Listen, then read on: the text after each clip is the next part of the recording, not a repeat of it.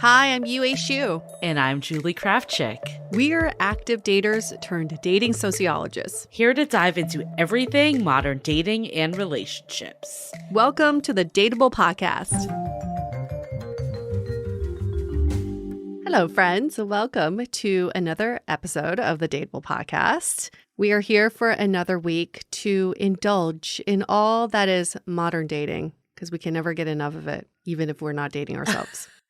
Never get enough of it. You know, after 7 years, you would think that we'd run out of topics, but they always present themselves all the time. And, you know, this episode, I'm really excited about this one because we've been a partner with OneLove Foundation for quite a while. You've probably heard us reference them. They are a nonprofit that helps you navigate if your relationship is healthy or unhealthy, and ultimately helps if you find yourself in a situation of abuse. So we are all for their content. It's totally free. It's such a great resource. And we wanted to have Ebele, one of their team members, come on the podcast to talk about the real red flags we should be looking for. Because we know that red flags is such a hot topic.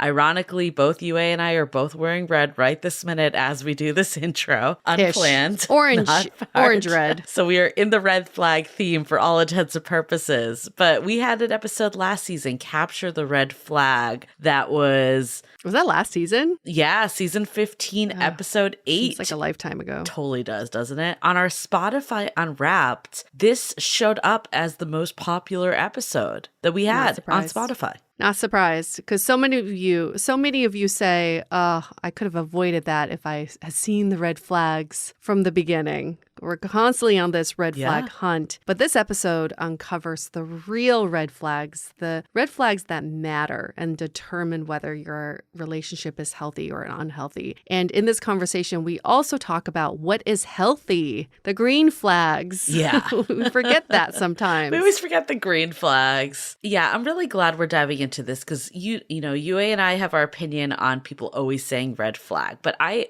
ultimately do believe red flags are important to look out for. What happens, though, is we diminish the real ones when we're constantly looking for things that don't matter. We've heard people say, like, oh, they chew with their mouth open, red flag, or they have no friends, red flag. And like, maybe that's a red flag, but maybe it's just the situation that they're in. So this one's really good because we have an expert. We have someone that can really dissect all the learnings that they've had. Yeah, she's just so wonderful to talk to. And we both learned a thing or two about our unhealthy behaviors in our own relationships. Yes. So that was good to know. I was like, oh, I should probably stop doing that or saying that. Yeah, well, she said something that has stuck with me. We'll obviously get into way more detail in the episode, but everyone has unhealthy patterns and behaviors. That's natural. We were never taught how to do relationships, how to love, how to be with another person. We did not learn this in school, especially if we've been single for a while. It can be challenging, but what differentiates it is, does it become a pattern? Are you unwilling to work on it? Are there many unhealthy behaviors? But we did find a few that we both held. So, yes, spoiler. Yes. Not surprised at all, but it is nice to understand whether you're in a healthy relationship or not. And speaking of a healthy relationship, I was at the Magic Castle this week. That's the definition of a healthy relationship. The definition of a healthy relationship. And Cindy Crawford was there with her husband. Oh my God. And her daughter.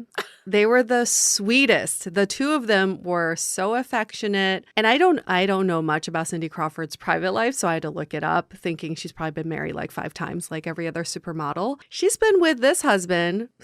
Richard Gere was her first, but she's been with this one for over 20 years. They look madly in love still. And she sat right next to us during a show. She and my partner's legs were touching. And so I hope that some of that like healthy, that healthy relationship secrets have been passed to us through transferring from leg touching. I was just so starstruck because she still looks so incredible. She's 57 years old, but hasn't changed a bit.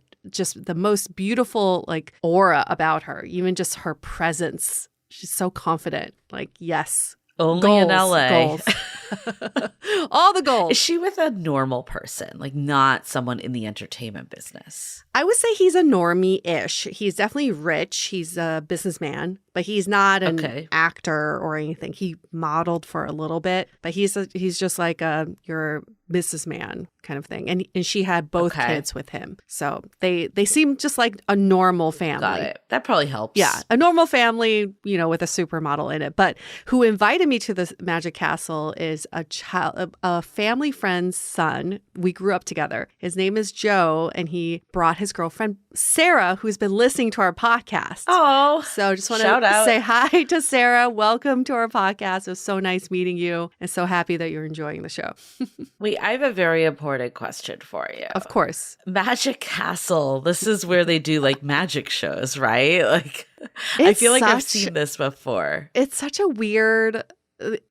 an interesting experience. It's a members only club for magicians, and that's been around forever in Hollywood. But if you know a member, you get invited to dinner, or you can do a brunch there. There's a full restaurant and like 3 bars. But throughout the night, there are different magic shows going on. And you go from room to room, or you could be sitting next to a magician at the bar, and the magician could be like, do you want to see a trick? And then they would just do some magic tricks for you. Interesting. Yeah, it's a really incredible experience. And you can go pretty much all night. The last show ends at 12:30, or it starts at 12:30. And they have a headliner show too. And it's just everybody is a magician or believes in magic. So I saw, I don't know, I'm like now blanking on the name of the show, but it was one of this Netflix show. You might remember it a long time ago. It's about this like nerdy guy, and he ends up dating this girl that is kind of just like a hipster, like hot girl, right? Like that stereotype. And they go on a date to Magic Castle. Like that's their first date. And that's all I can think about. I'm blanking on the name of this show, so it's not getting, the story is not great, but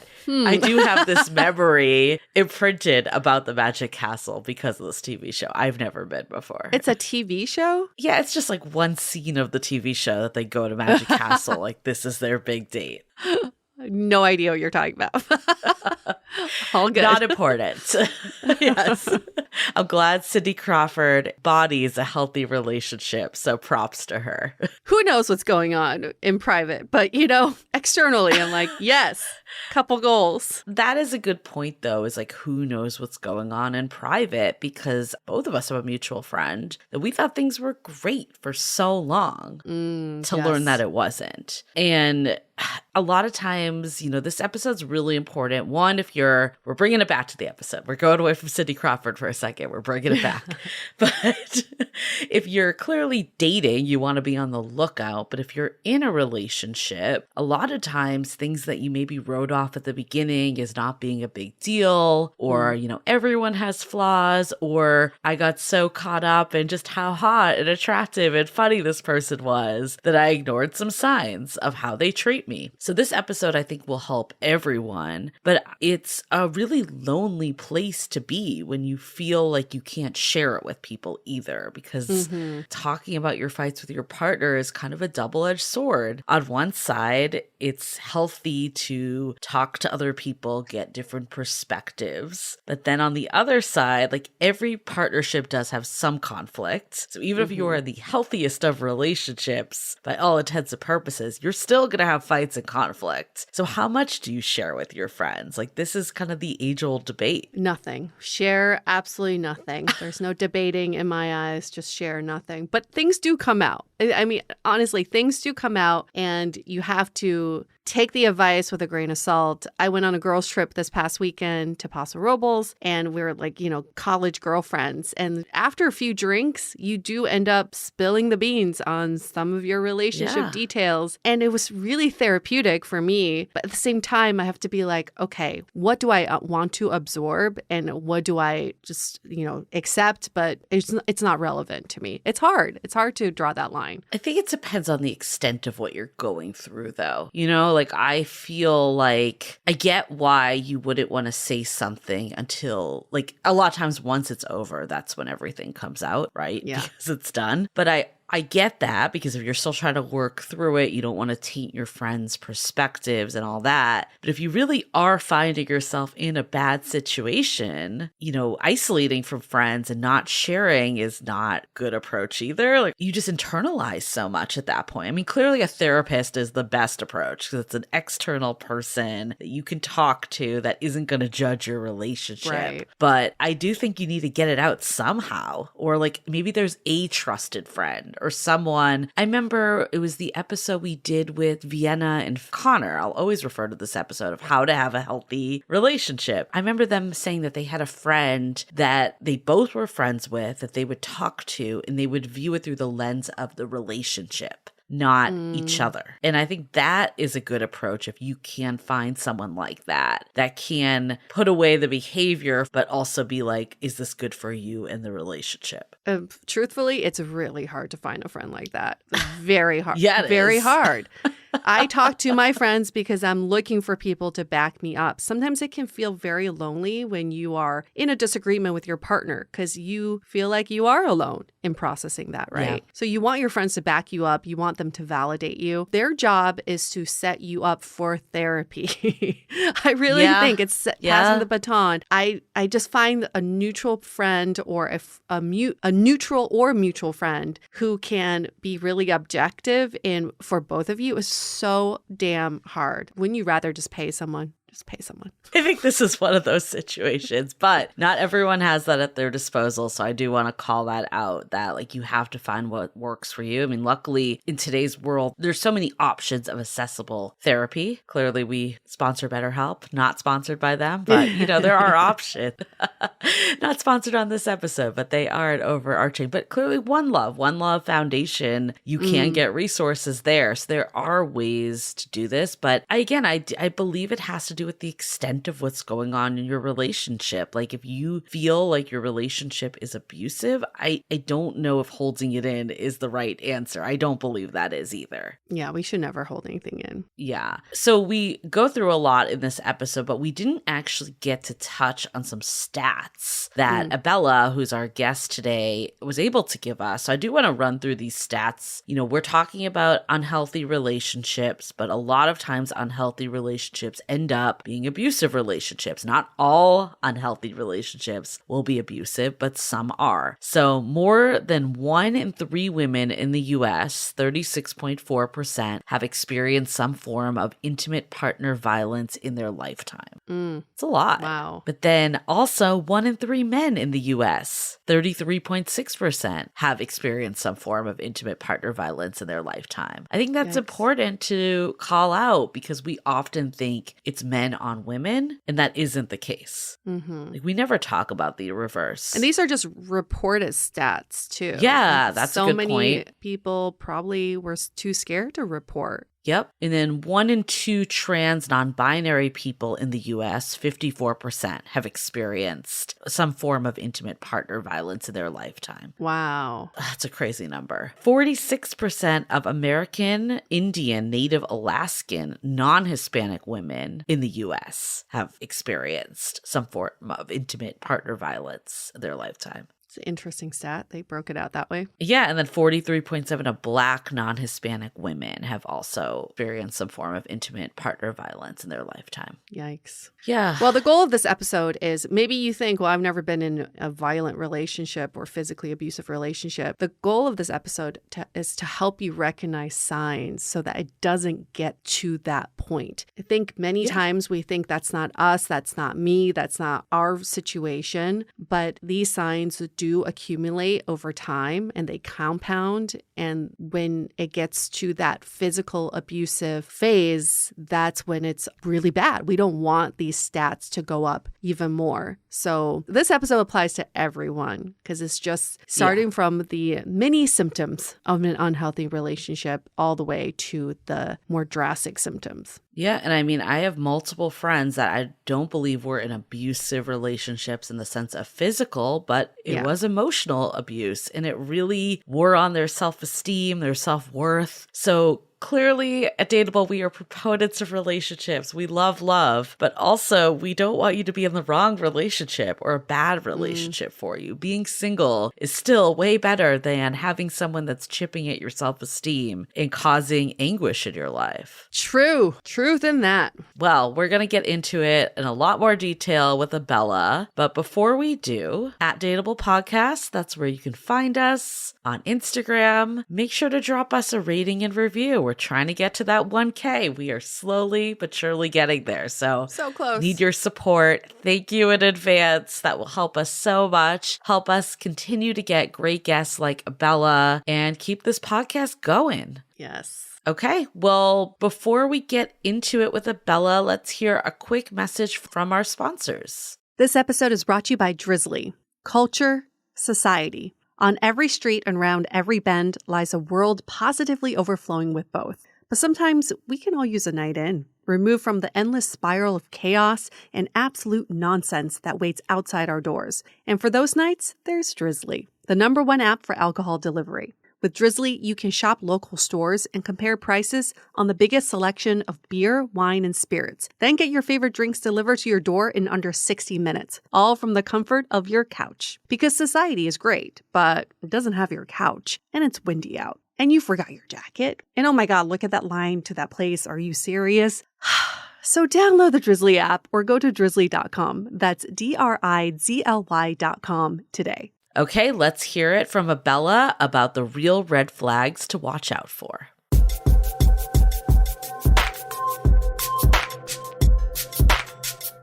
What is a healthy relationship? And the better question is, what is an unhealthy relationship? It's very easy for us to look at someone else's relationship and say, doesn't look very healthy. But when we're in it ourselves, it's harder to understand what we call sometimes the red flags, the warning signs, and what you may think is okay or acceptable may be signs of an unhealthy relationship. So today we're going to get to some concrete answers as to what is unhealthy and what is healthy. We're diving into this topic with our guest today, Ebele Onyema from the OneLove Foundation, which is a national nonprofit organization with the goal of ending relationship abuse. OneLove empowers young people with the tools and resources they need to see the signs of healthy and unhealthy relationships and bring life-saving prevention education to their communities. Hi, Ebele. Nice to see you. Thanks for being on our show. Hi, you guys. Hi. Thank you so much for having me. This is a total treat for me. I love the podcast. It's a treat for us. Yes. Feeling is mutual. Who is Ebele? She is 41 years old, lives in Brooklyn, originally from Chicago. She's pretty single and has been taking a dating sabbatical. You, along with many other singles right now.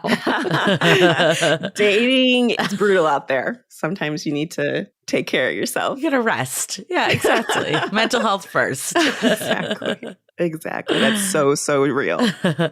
And while we're on the topic of what is healthy versus unhealthy, what do you think are some of the high-level differences between what differentiates the two? So at OneLove, we have what we call the 10 signs of an unhealthy relationship and the 10 signs of a healthy relationship. And it's my favorite thing that we offer to the world because it just then makes things really clear. I think we live in a society that loves to say things like, oh, that relationship or that person's so toxic or that person's trash or whatever. And we use these like really vague words that are so common as to almost mean nothing. Right. And so when you really distill it down, okay, these are the 10 signs of an unhealthy relationship. Now, when you name it, you can know it and you can do something about it. So those things would be intensity, when someone expresses very extreme feelings and over-the-top behavior, or possessiveness, when someone is really jealous to the point where they're trying to control your time, or isolation, when someone tries to keep you away from your friends and family, right? So there's this whole list of 10 things that we think are red flags to look out for. So let's get into that because I think we're all like dying to know what are those 10 things? I mean, I think when we think of unhealthy,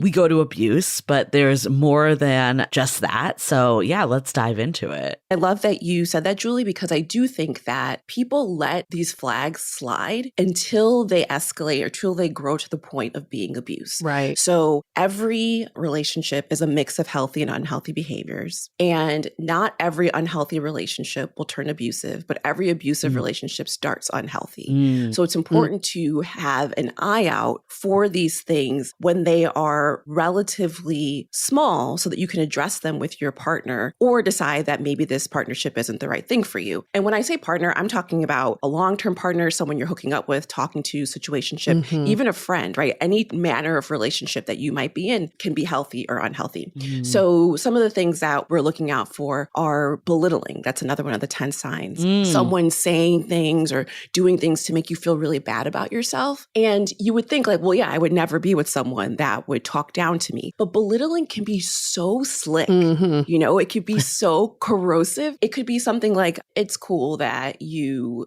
didn't get that promotion. I mean, you're not really the corporate ladder type or whatever, right? Like very some subtle. kind of like thing. It's subtle, right? It's like, oh, that's not that big a deal. And then, but it's like a dig at you. Like, am I just like a not ambitious, like whatever? Like, what does that even mean? So it might be like a subtle dig that just chips away at you and chip away at you because very few people would be with someone that was super aggressive with them out the gate. Right. And that's kind of what can be really tricky and really concerning. No one is going to show up on a first date with like a tag monster on their shirt. If they did, you wouldn't stay on the date. So it can start really nice and really sweet, and then it can escalate from there. So you might have something like guilting. Guilting is another one that can be really slick, right? Making you feel responsible for their actions or making you feel like it's your job to keep them happy.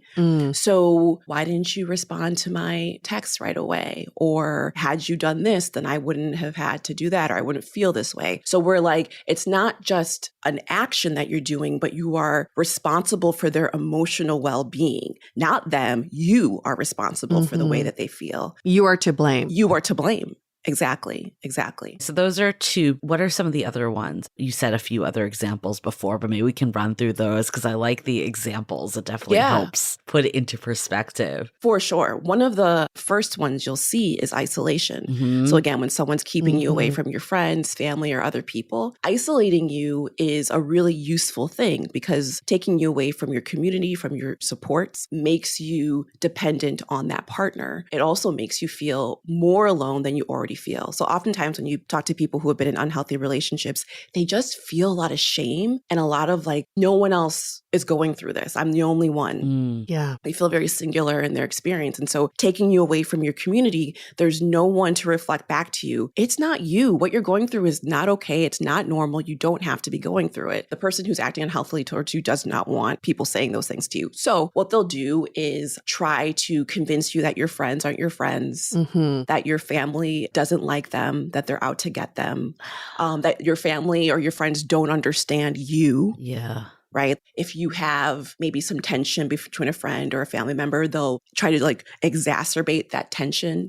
So that you start to think like, oh yeah, you're right. That friend isn't a good friend to me. Or that family member, my whole life has never treated me right. This person, this partner is the person that treats me right. They're the person that understands me. It's us against the world. And again, that can be really confusing because what does it feel like when you first start dating someone? It's so heady and yummy and it does, you want to be with them. Once that happens, now you are a complete human being, et cetera, et cetera. To that one, Ebele, I feel like I have to confess, I've definitely made some comments about my partner's friends who I think are not good for him. Am I exhibiting signs of an unhealthy partner? So here's what I think is a healthy way to approach friends that you might be concerned about. Asking your partner how those friends make your partner feel.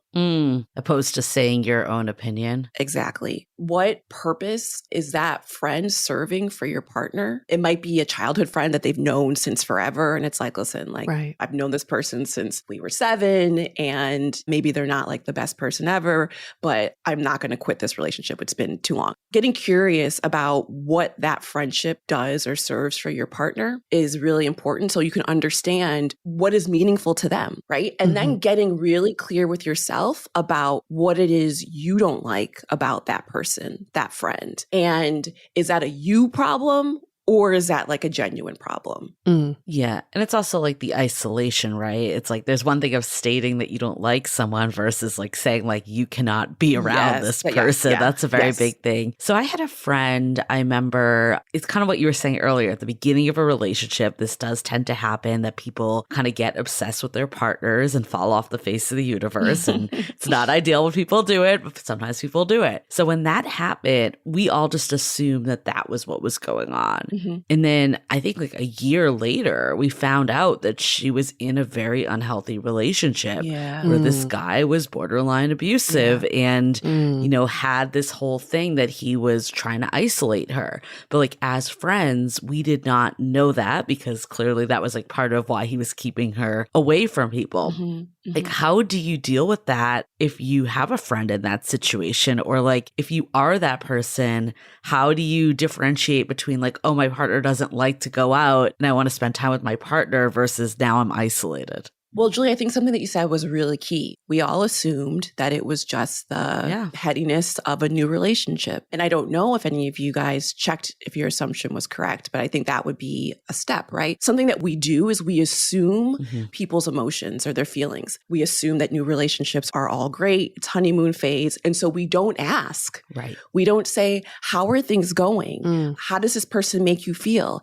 Hey, I haven't seen you around in a bit. Would love to see you. When we just assume that it's like, oh, okay, they're doing the thing that all annoying new couples do, and we don't ask, then you do run the risk of a year later being like, oh my gosh, wait, that was what was going on. Right. And the friend then is either not knowing that they're being isolated until maybe it's too late, till the isolation is so deep that they feel like it's been so long since I've reached out to my friends, I can't reach out. Or I'm embarrassed to admit that I've allowed myself to be in this situation, right? So I want to distribute responsibility. Of course, your friend hopefully would feel secure and free enough to reach out to you. But when you're in that situation, that's kind of the point. You don't feel secure. You don't feel free enough to reach out. And so it's on all of us as friends to be checking in with our friends when the relationship looks good as much as when the relationship doesn't look so good. That's really key. Yeah, sometimes as friends, you feel like you don't want to just butt in, right? You don't want to stir the pot, but there are signs that we can be looking out for, like the ones that you have mentioned. As the person in the relationship, though, what is the line between, oh, these are just the initial funkiness of being in a new relationship, we're just navigating different communication styles, love languages, etc., versus this is an actual unhealthy, at-risk relationship? I want to say two things. One, about the friend thing, just really quickly to wrap that up. When you approach a friend, you're going to want to address behavior, right? So you're going to want to say, hey, I haven't seen you around in a while, and you used to love going to game night, and I haven't seen you at game night in a long time. How does that make you feel? Or do you miss it? Or do you think you'll be coming back? At any kind of like open-ended opportunity to give you feedback, rather than, gosh, it's always you and your partner. Or like, can't you see what they're doing? Or, you know, whatever. Like, oh, your partner's such trash. Yeah, like, that's not good. That's not good, but it's so tempting to do. And especially if you missed your friend and you're frustrated, you're like, man, it's so obvious, blah, blah, blah, right? Like, you want to be like, hey, I noticed that you get really nervous around your phone and you always have to respond to your partner right away. How is everything going? Right? How do you yourself know if this is mismatched love languages or if this is an actual relationship or concern? One, how do you feel? And get really honest with yourself and really clear with yourself. At OneLove, we say a lot, trust your gut. And it sounds so easy, but there are 10 million ways from birth to today that we have been taught not to trust our gut. We have been taught, don't rock the boat, don't make people uncomfortable. You're full. No, you're not full. Clean that plate. Finish all your food. We have been taught to defer to authority. We have been taught not to trust ourselves. Trusting your gut, your body is giving you critical information. And so if you are in a partnership, if you are talking to someone and there is a rumbling in your stomach or it's your palms, right? Ask yourself where you feel things in your body and start listening to that. Number two is a partner should listen to you and respect boundaries. If you're being made to feel small or that what you want is unreasonable, or there's no compromise ever. You are always doing what the other person wants, right? If your boundaries aren't being respected, if you're afraid to say boundaries. Now, there's one thing, boundaries are awkward. So it's like, there's a difference between, I don't know how to express this boundary, or it's so cringy to express this boundary, versus I am afraid to express this boundary because I do not know how it's going to be received. And my hunch is that it's going to be received poorly. These are different things now. This isn't like, oh, you like words of affirmation and I like gifts. You know, like these are like, how do you feel in your body? Yeah. Well, that's a deal breaker. So I want to go back to something you were saying before of how there's always going to be signs of healthy and unhealthy in a relationship. Yes. I'm just thinking about like myself, and we've only gone to 3 of them so far, but I was raised Jewish. Guilting is in our DNA, and I definitely Same, Asians. and I definitely think I do that sometimes, and it's not on purpose. It's just sometimes happens. I would say of the 10, that's probably like the one I would say that I do. But like, what's the line of there's always going to be something versus now it's an unhealthy relationship? Yes, Julie, but you're aware of it. Are you trying to do it less? Yeah, definitely. That's a healthy thing, right? That you are trying to do it less. Do you think your partner feels comfortable calling you out when you're guilting? No, but I think we can work on that. But you could work on it, and you're open to working on it. You're open to working on it. Yes, send him this episode right away. Like, I'm going through like a checklist in my head of things that you can be like, okay, has the behavior been identified? Has it been communicated? Is there a willingness to work on the behavior? None of us are perfect. We all do unhealthy things. So we're all in good company with each other. But is there an openness and a desire and a genuine trying to work on it?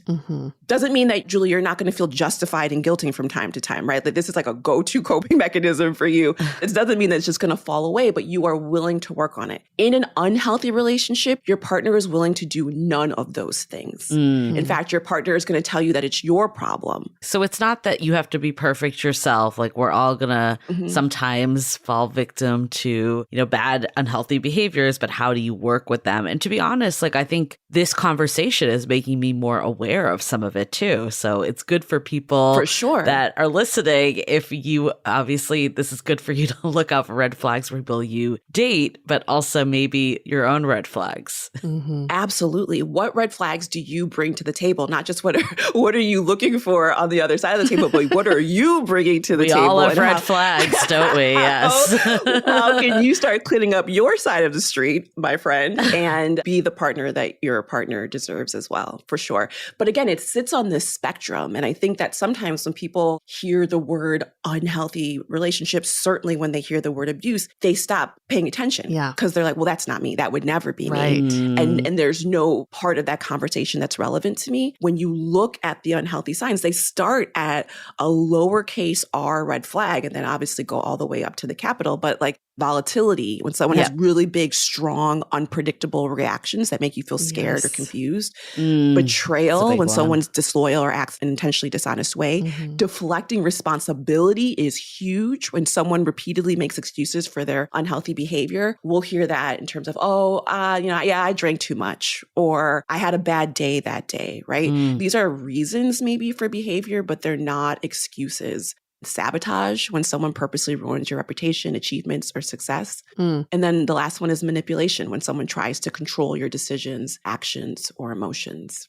Did we talk about intensity? Sorry, I might have missed that one. Yeah. So intensity is like being with this person, like it's like almost they take all the oxygen out of the room. Like it's just so intense and you're just like, oh gosh, it's a lot. It's a lot. Would love bombing fall in there? Absolutely. Like intensity? Okay. Absolutely. Love bombing is an unearned intensity of emotion. And it feels so good because we all deserve love. And so we don't think, oh, I didn't earn this. You're like, by being a human being on this planet, I have earned all this affection and attention because it's what I've wanted my whole life. And frankly, it's what society has told me I should want and should have and what I should aspire to. Right. So when you start receiving love bombing, it just feels really good. But if you are truly honest honest with yourself. This person's telling you like you're the sun, the moon, and the stars, but they've only known you for a few days. Like, did you really earn that? Like, how could they know yet that you're the sun, the moon, and the stars, right? Right. So it's a disproportionate affection. Right. And then it gets quickly snatched away because the love bomber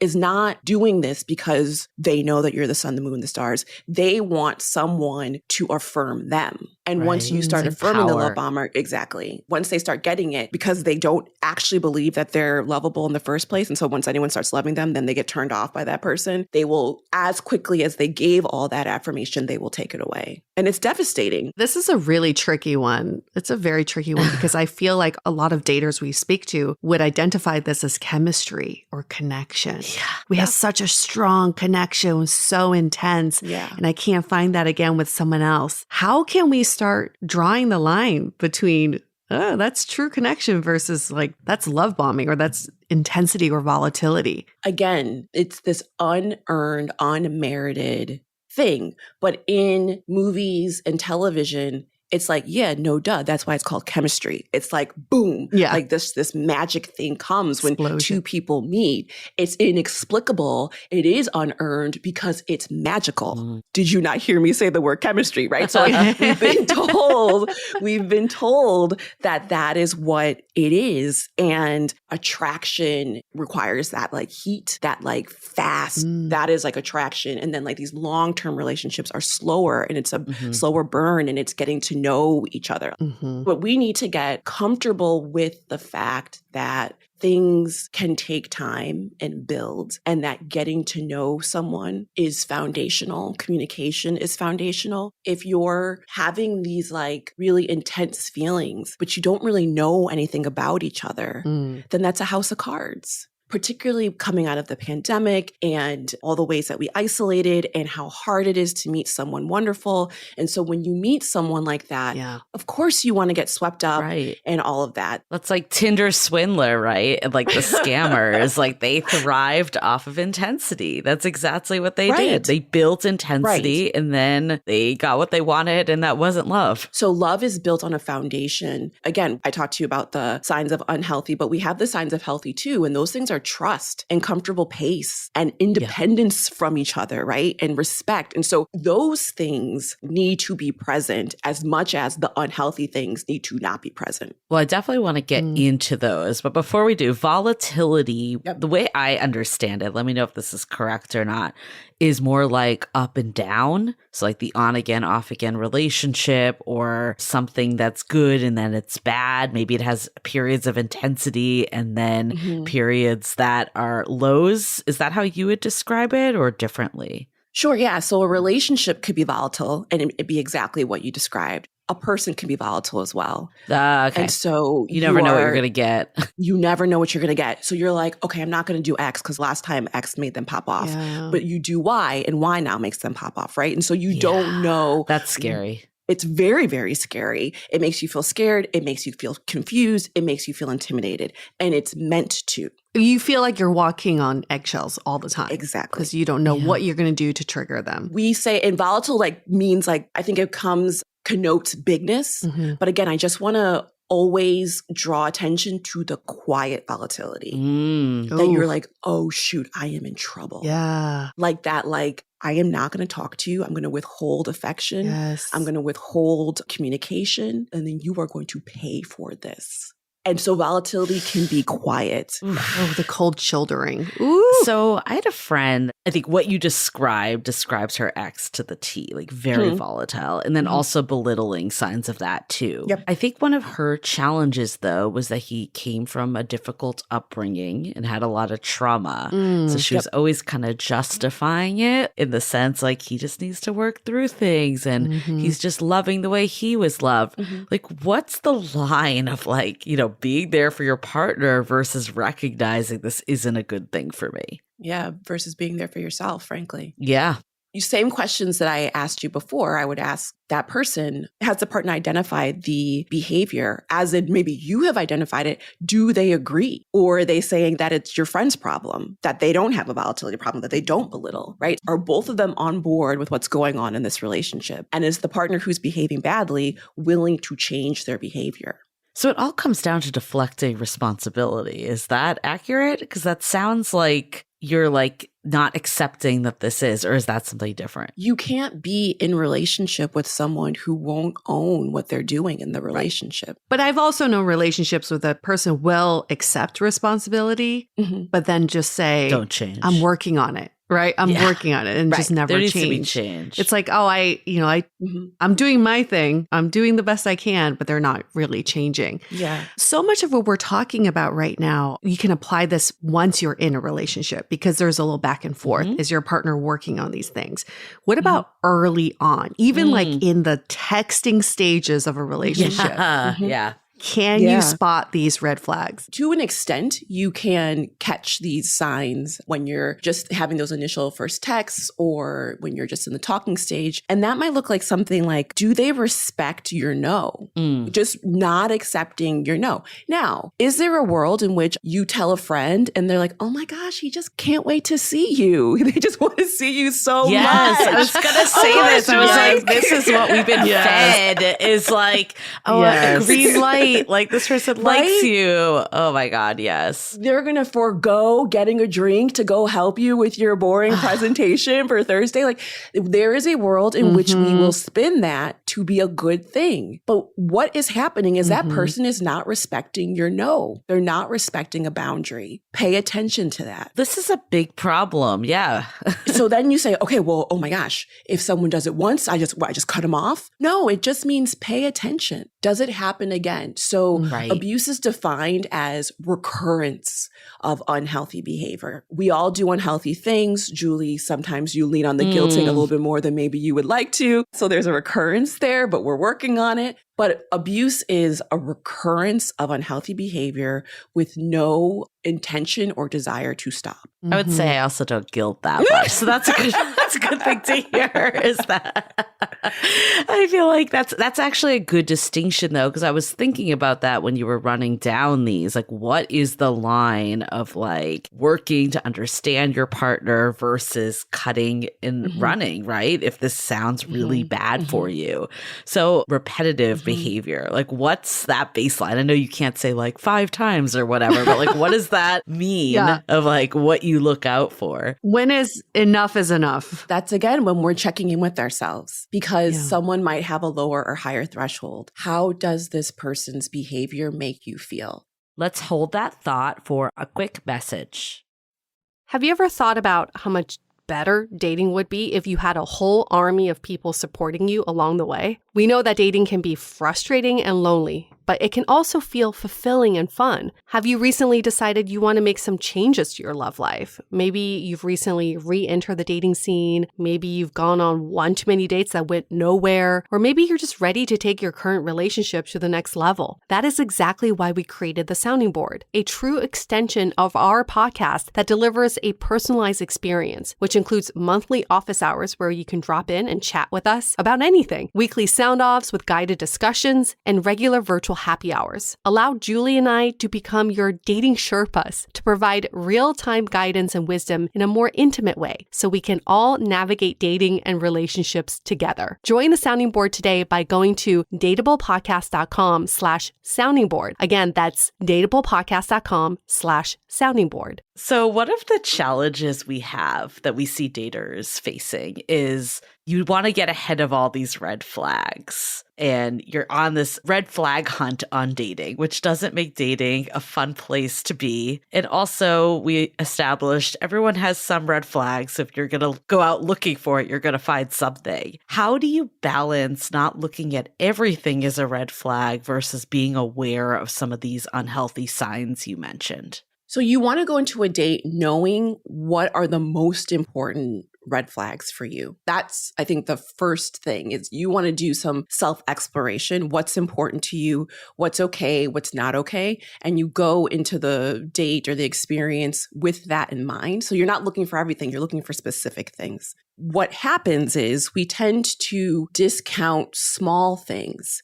We say, oh, that's probably in my head, or that's probably not a big deal. And you have to really, no one else is going to hold firm to your boundary other than you, right? And so if you see something in a person and you've told yourself you don't like that thing, then you really need to pay attention to that, get curious about it. And I'm not saying you should discount someone because they do one thing, but if it's like a major deal breaker for you, you should pay attention to that. Those unhealthy signs live on a spectrum. And they are happening on the small end as much as they're happening on the big end. And so we want to be mindful of those things. What's an example of something that like starts as the small red flag, like the lowercase r, and then escalates into the big red flag? Yeah. So if someone doesn't respect your boundary, so say you said that you can't have plans on Wednesday and they say to you, oh, come on, I'll have you home early. And you're like, well, no, I have to, oh, come on, Wednesday's my only day I'm free. They are showing you that they are blowing past your boundary, that they're not hearing your no. And there's a world in which you tell a friend and that friend might be like, oh my gosh, they want to see you so badly. They still tried to make it work. They said they would have it be an early night. They said just one drink. They just want to hang out with you so badly. I mean, I wish someone liked me that much, right? And no one's saying, no, that's kind of messed up. Like you told this person no. What you want doesn't matter. So that's an example of something that's happening, like just still in the texting or maybe even still on the app phase where they're not listening to you. They're not honoring your boundary. Right. And there's such a subtle difference sometimes when we're in a relationship to see the difference between constructive criticism and belittling. Right. Because in a relationship, your relationship should make you feel good about yourself and it should build you up. Yeah. And also, love is expansive. I like to say whenever I'm talking to people or teaching on this, I'm like, love is like a rubber band that stretches and stretches and never breaks. It's a balloon that can like blow up and never pop. It fits everything. It fits all your friends. It fits all your interests. It fits the things you're into today and the things that you will be into tomorrow.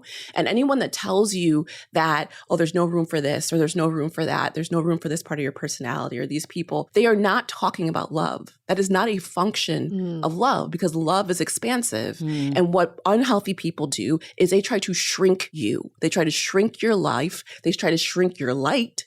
And it's all about making you small. So when you talk about constructive criticism versus belittling, constructive criticism is maybe improv is not your strong suit, you know, like maybe like you go to a show and you're like, you know, but bless your heart for trying. And if you want to keep doing improv, I will keep showing up to these shows, right? But like, well, maybe we think about something else that's loving and constructive and funny, right? It's like it's a playful jab, or it's like you should still have a thing, right? You should still have a thing. Maybe it's not improv, but you should still have a thing versus belittling or shrinking it's like, you were so embarrassing and you actually embarrassed me.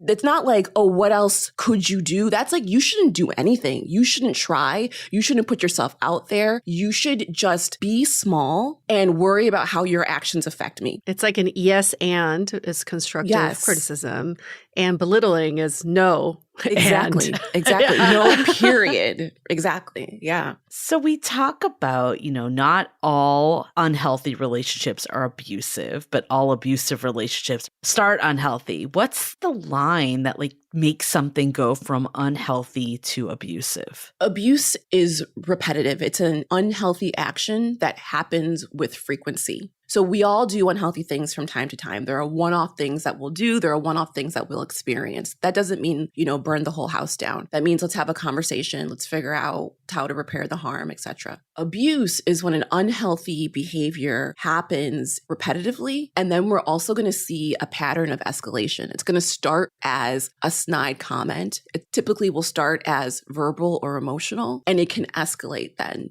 to physical. But it doesn't mean, and what I really don't want people to hear is it only registers as abuse if it gets physical. That is not the case at all. There's absolutely emotional abuse and verbal abuse, and your situation may only include verbal or emotional abuse. It may never get physical. And then when do you think is the right time to seek professional help? Because I can also hear people saying, well, it's just a little bit abusive right now. I have tolerance for it. I'm going to work through it. Is that the right way to look at it? it is always the right time to talk to someone, whether it's a friend, whether it's a professional, it's always the right time. And let's just even get curious about that kind of mentality. I can tolerate this. It's only just this. Right? That's not okay. You deserve a relationship that makes you feel good about yourself, not one that you can tolerate. Right. Is there any way that you can work through it with an abusive partner? Or is it kind of like a lost cause because this person, by definition, kind of isn't going to work through it? There are certain things that are literally lethality factors, right? So if you are in a situation where the abuse is escalating to the point where someone has choked you, there is a gun in the home. Like these are things that are like big lethality factors. So if you're in a situation like that, you're going to want to get out. There are a lot of things like the National Domestic Violence Hotline. You can go to joinonelove.org to seek out help, right? Those are really big, serious, take this serious immediately situations.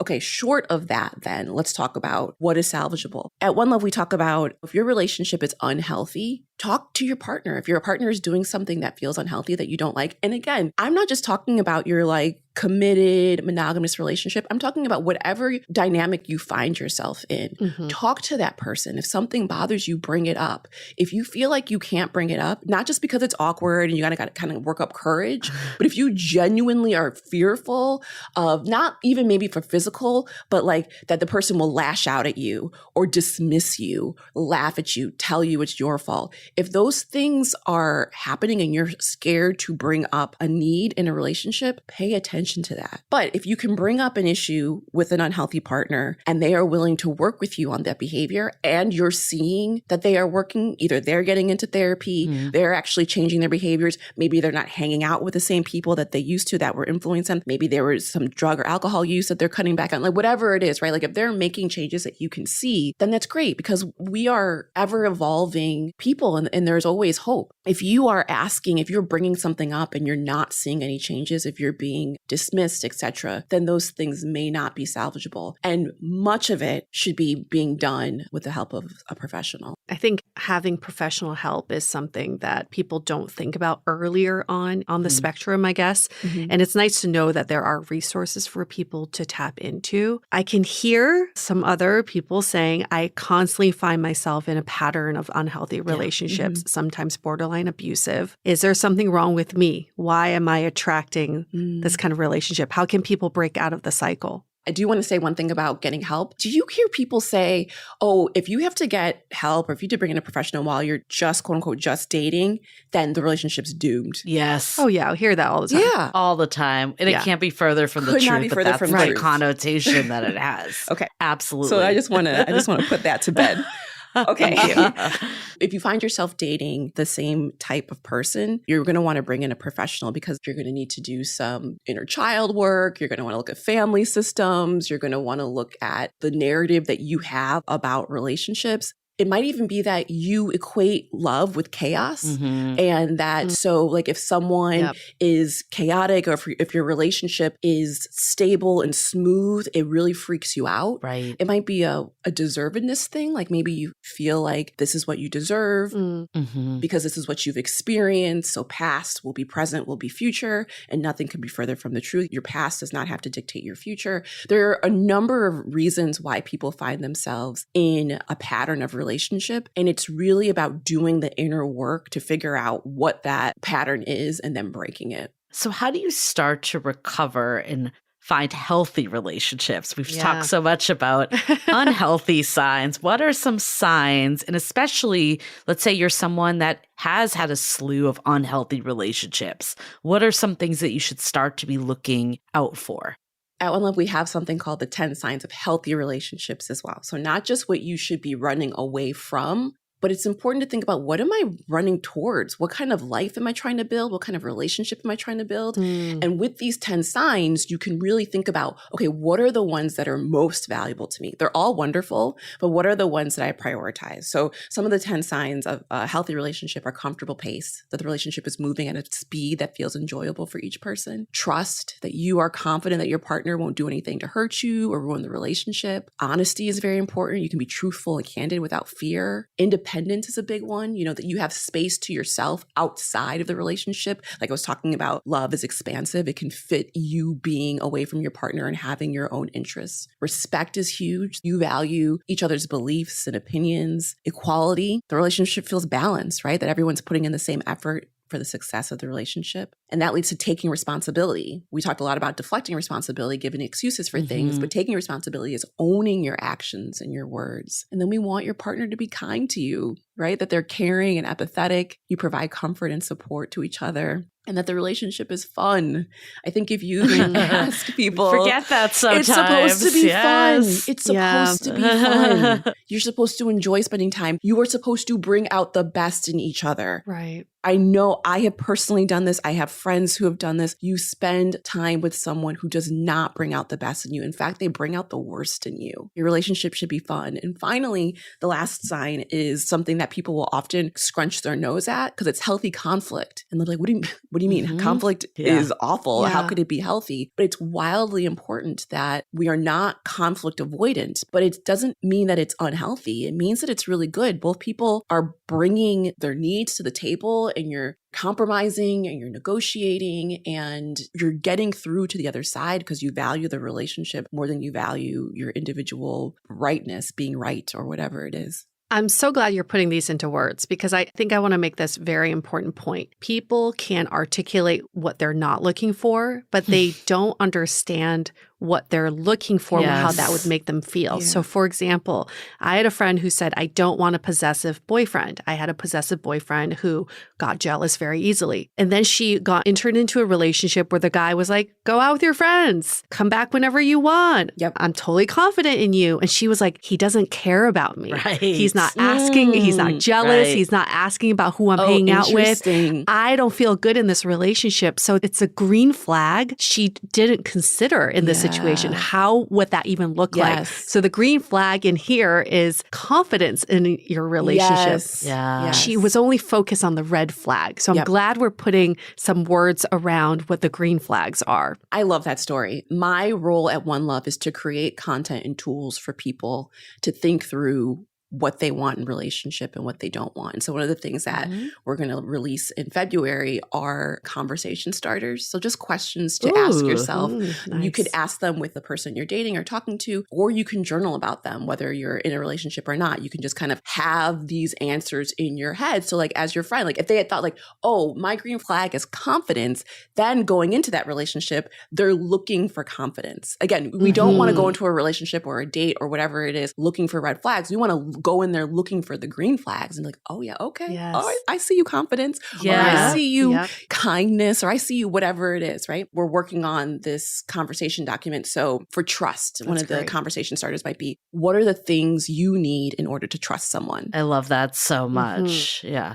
Right? Many people are like, trust is earned. Okay, great. Well, what are the things that you need? And then you could be looking out for those We things. don't define anything. No. We never take the step to define it. And I think, like, honestly, that brings me to takeaways because this conversation has been so enlightening. So, I mean, honestly, Yue and I, we're both like, oh, we learned a lot from this about how maybe we're showing up or how things could show up differently. And I think the big first one is we always expect that we need to be 100% healthy to have a healthy relationship. The reality is that we're human, right? Yes. Like that we're not always going to be 100% healthy. We may even display some of these unhealthy signs from time to time. But what makes it healthy is, can you adapt? Yes. Can you learn from it? Can you keep going with your partner? What makes it unhealthy is when you're stubborn, stuck in your way, unwilling to listen and to work with that person at all. So I think that was like an eye-opening moment for me, and hopefully for a lot of our listeners, that there's this reassurance that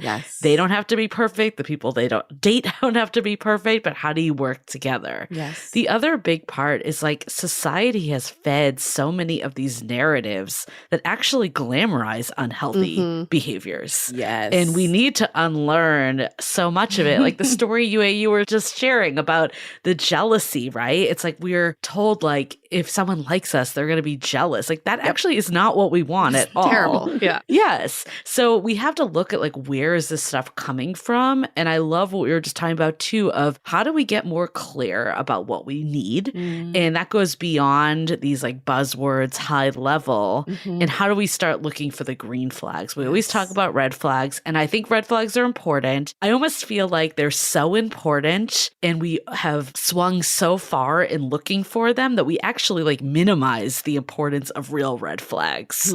So we hear people like say like, oh, it's a red flag if they chew with their mouth open. It's like, no, that's not the same thing as like if they're like belittling you, right? So it's like, I want people to take away from this that it's not that you can't not have red flags that you're looking for. Like, I think getting clear of what the red flags are that are like the ultimate deal breakers for you is a good step. But how do we also relinquish control of some of these ones that aren't real red flags? And then also, how do we focus more on the green flags of the behaviors that we want to see? And not to say that we're not going to pay attention to the red flags. If we see something, we bring it up, we take note, the data part that you were talking about of these data points. Like, is this something that's reoccurring? And talk to your partner. So often we talk to our friends, we talk to anyone but our partner, or we bottle it up inside and don't tell anyone.